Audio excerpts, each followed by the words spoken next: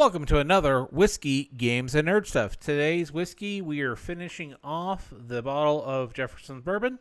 Let's go ahead and take a sip. Had a nice little good pour there.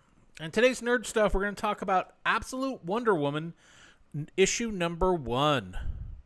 And I got the Noir edition for issue number 1.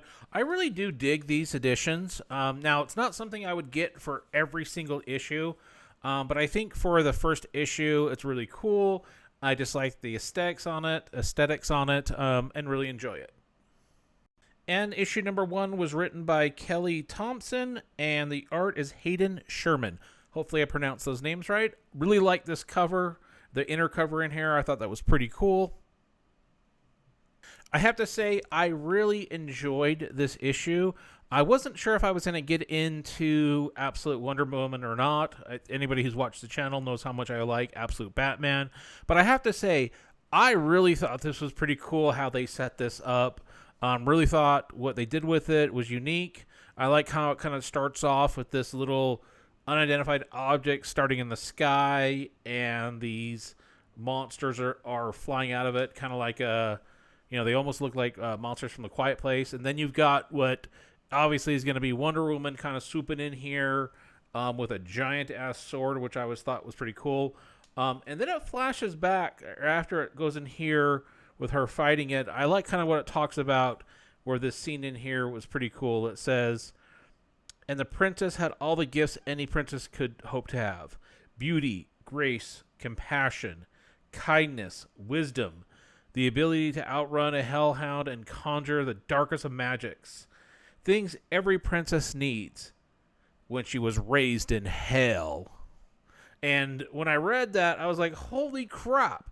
They went ahead and they've got Wonder Woman being raised in hell, which I thought was really, really cool. So then it kind of flashes to in here where it says years ago, the Wild Isle of Hell, prison of the great sorceress circle. Let's go ahead and take a sip. Oh crap, I went ahead and spilled that on there. Party foul. This is the dangers of drinking while you're reading comments. Inevitably, you always go ahead and spill something. This is why I always buy 2 comics of each issue, 1 to collect and 1 to read. So it goes in here and it talks about how she went ahead and Apollo dropped off Wonder Woman to this witch and basically forbid her from saying the word Amazon. And what's really interesting is at first, you know, she has no interest at all of taking care of this baby, this Amazon baby. And then when this giant-ass snake tries to crawl up to it, she grabs it and throws it away. So then it kind of piques her interest, and then she talks about how all these things in hell tried to kill her, and they couldn't. And then it kind of goes into the story about how this woman went ahead and raised, you know, what obviously is going to become Wonder Woman, and kind of talks about how, you know, raising the kid makes you kind of love them. And it has some really cool things that goes into here. I don't want to get into the story too much. I really liked the writing on this. I liked how they went with it. I really enjoyed kind of the build up where somebody who was a little, you know, probably didn't care about too many people obviously comes to care and then ultimately love the princess. Then it kind of goes to now where she's fighting these Denzins or whatever it is. These come out, and then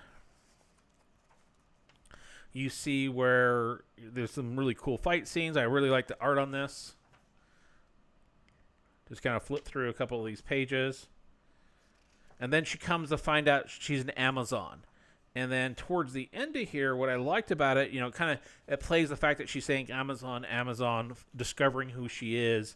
And then here at the end of this, they've gotten here, you know, for I am Diana of Thesmisia, last of the Amazons, daughter of Circle, princess of Hell, witch of the Wild Isle, and you will not have this world while I still draw breath.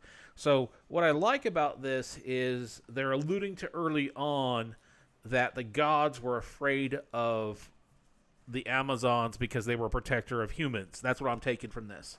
And they, for whatever reason, they couldn't kill her as a baby, or didn't kill her as a baby. But then they were hoping to banish her to hell. And again, throughout this issue, she comes to her own. She's being raised. Obviously, I think there's a lot of cutscenes that they can go back through. There are so many really cool things they could do with this. And I know this kind of sounds geeky as hell. No pun intended, or maybe pun intended, given that she's the Princess of Hell, that there are so many cool things they can do with this and bringing her from. I'm really excited about this. I generally am excited about Absolute Wonder Woman. I honestly didn't think I would be. I've already got the first 4 issues. I had just recently read this one just because I hadn't gotten around to reading it. But I'm very excited about it. Can't wait to see what they're going to do with it. Would really love to hear comments and thoughts on what you thought about Absolute Wonder Woman. And also, I'd like to know what your thoughts are on these Noir editions.